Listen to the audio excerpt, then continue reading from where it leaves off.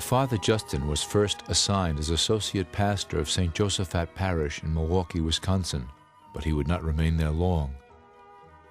The popularity of this new priest soon caught the eye of Father Hyacinth Fujinski, the major superior of Father Justin's Franciscan community.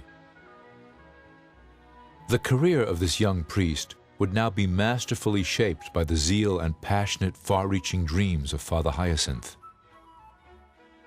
Father Justin was transferred to Corpus Christi Parish in Buffalo, New York, the seat of the provincial administration, where he became Father Hyacinth's assistant. He would remain a resident of Buffalo for the rest of his life. At the turn of the 20th century, Buffalo, like other large industrial cities in the United States, had become a haven for a multitude of immigrants who fled their mother country in a quest for freedom and a better life. Although the young Father Justin was busy with administration, he never neglected his double duty as parish priest. Father Justin preached, heard confessions, and was always ready to help the poor. He especially encouraged the education of youth and stressed that they should preserve their ethnic heritage, language, and customs. Of course, when he came to Buffalo, he saw the dire need of the immigrant population that was there. These people, for the most part, illiterate people, having to take the lowest paying jobs that existed in society. People that were struggling, trying to adjust to the culture and so on. And he saw what was beginning to happen, actually, disintegration of the family between depression and poverty and high death rates and so forth. And so this is where he saw the need to create these social centers, the men's club, where bowling alleys, gymnasiums, organizations for children, for adults, and so on.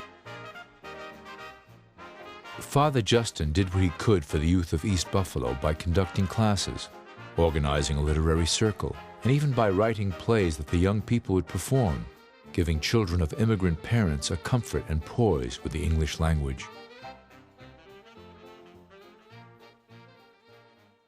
He thought the best thing he could do for them was to encourage them to learn the English language to better themselves. He knows that they came here for bread, but he taught them that unless they learned the English language, the sooner they learn the English language, the better they're going to get positions of trust with employers and in different factories where they're working in the mines as well. Archbishop Michael Curley of Baltimore, a longtime friend and supporter of Father Justin's many projects, an immigrant himself, of Irish background, spoke on several occasions of the friar's mission to immigrants and to the Polish newcomers to his diocese. You have built well, and you have built on a foundation of faith that is strong. You have stood the test of the persecutions of your mother nation. I know that if you cherish the land of your nativity, you will cherish the land of your adoption. Your love for Poland will intensify your love for America.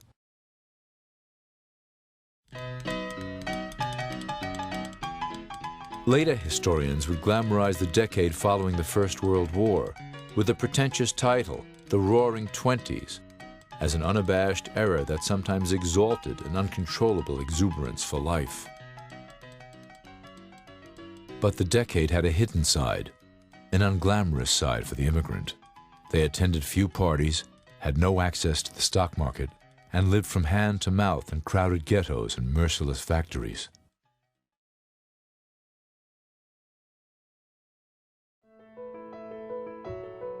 Father Justin's service-oriented philosophy, which so deliberately marched out of step with a lost generation, maintained its focus on what was eternally important: education.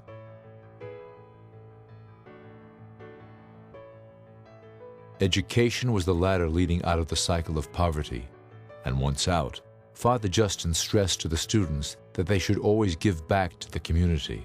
No accomplishment should be for self alone.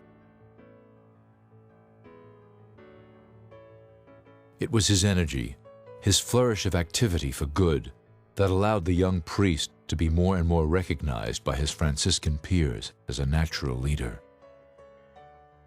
In 1923, Father Justin was elected by his brother Franciscans as their major superior. He held this honored position for an unprecedented 5 terms, in which time an extraordinary number of dreams and projects were accomplished. He was a man who saw the spiritual needs, he saw the social needs, he saw the economic needs, and was just out there, just, willing to meet everything on all fronts, but also getting people excited to do those things as well along with him. Father Justin's immediate interest was directed toward education and vocation recruitment. In the autumn of 1924, he established the Drivers, business leaders of Buffalo's Polish community, who would be the foundational fundraisers for a new school named in honor of St. Francis. These men would also generously subsidize the tuitions of the less fortunate. Ground was broken on July 12, 1925. The school doors were opened to resident and day students the following academic year.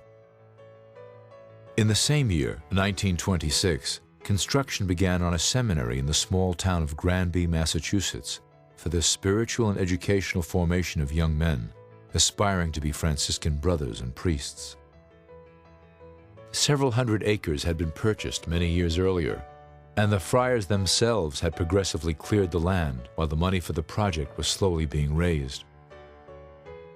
On Sunday, June 26, 1927, along with the Bishop of Springfield, Father Justin blessed the debt-free building that was placed under the patronage of St. Hyacinth in honor of Father Justin's mentor.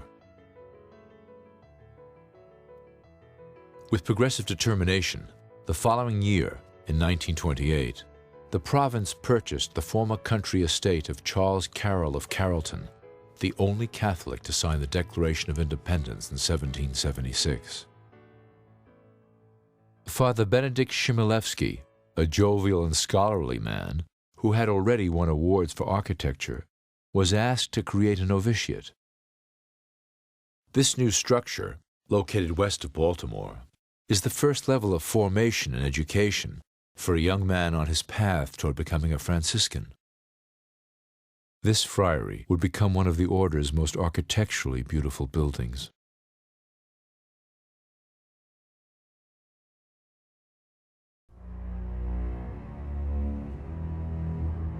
The stock market crash of 1929 ushered in a decade that would wear the undisguised prognosis, the Depression, as a sad and helpless analysis of society's ills. To escape the daily drudgery, people took solace in any form of entertainment they could find. The new and inexpensive invention of the radio, sometimes called the crystal or the wireless, spread like wildfire through every generation and through every class of society. When he was sitting in a social club with young men and young women around him, and he was talking to them, telling them stories, and one of the young men there had said, well, you've got a good voice, you should go on radio, and he just kind of like laughed about it.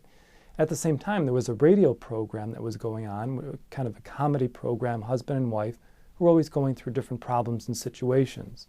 At this point in time, divorce was just beginning to come into society and so forth, the whole issue and questions about it and so on.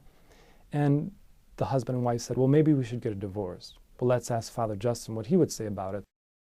There was such a humorous reaction at the mention of Father Justin's name, the best-known priest in Western New York, that the sponsors, the Kolopinski furniture dealers, decided to invite Father Justin to appear on the following show to offer a brief talk about divorce.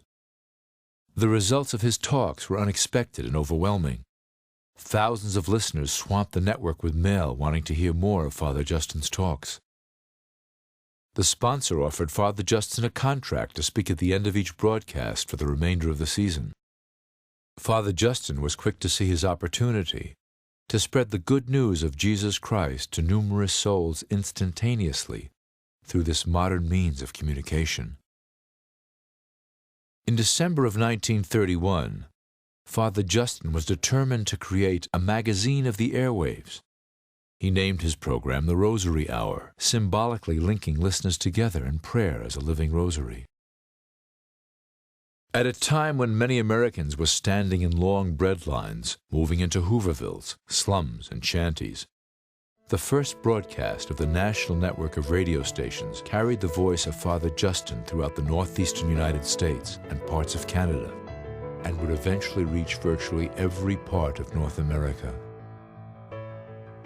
Initially, his radio shows were broadcast from Corpus Christi Parish in Buffalo, the provincial headquarters.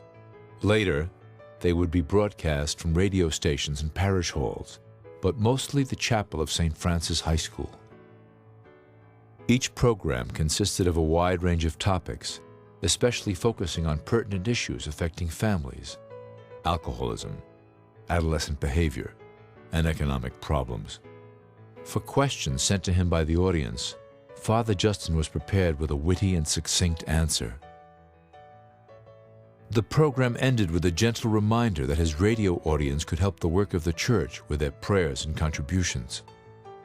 And help they did. Donations sent to Father Justin's Rosary Hour kept the program operating at full strength and began to support an incredible number of ministries and missions of the Franciscans throughout the world. As many as 10,000 letters a month were sent into the Rosary Hour. Father Justin tried to read and answer as many as possible. You couldn't help but admire the man for that. And the outreach that he had and the letters he was getting, thousands and thousands of letters with questions and answers, and he couldn't answer them all himself, so we had to help. And the sisters were helping from the Mother House in Hamburg itself, so he insisted on every letter being answered, every letter that he got. Keeping up with the volumes of correspondence and administration of the Rosary Hour was possible due to the help of so many people. A bright and cheerful young woman named Mary Young was Father Justin's right arm. This highly efficient and yet humble woman would not only type Father Justin's every radio script, but watched over and nursed him through every illness and discouragement.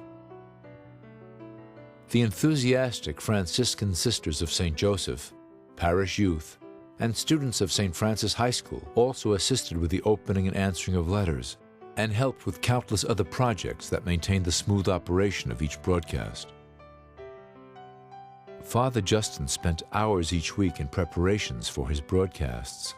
Within 4 years, by 1935, the Rosary Hour had become so popular that Father Justin began a series of travels to research current issues that listeners were dealing with. It was his descriptive and candid approach that kept his audience loyal to their Sunday evenings, sitting themselves and their children beside their radios. For those in remote and rural places, the program was the only religious service available to them. Many listened to the program on their knees. And I would try to convince my parents that I preferred listening to The Shadow because it was more enticing, you know, and even the beginning of the program, everybody wanted to listen to him and see what he had to say that day. But Mother convinced me that this was a holy man, he had something good to tell us, and that we should listen to him, and it was good for us. And besides that, at the end there would be benediction, and God was going to be blessing us. Father Justin reached the heart before he reached the mind, many said about his down-to-earth preaching style, which gained him invitations to speak in places as diverse as the all-women's school of Smith College in Massachusetts, Soldiers Field in Chicago, the University of Notre Dame, and St. Patrick's Cathedral in New York City. Despite his heavy schedule of broadcasting and administration, Father Justin never missed an opportunity to minister to the needy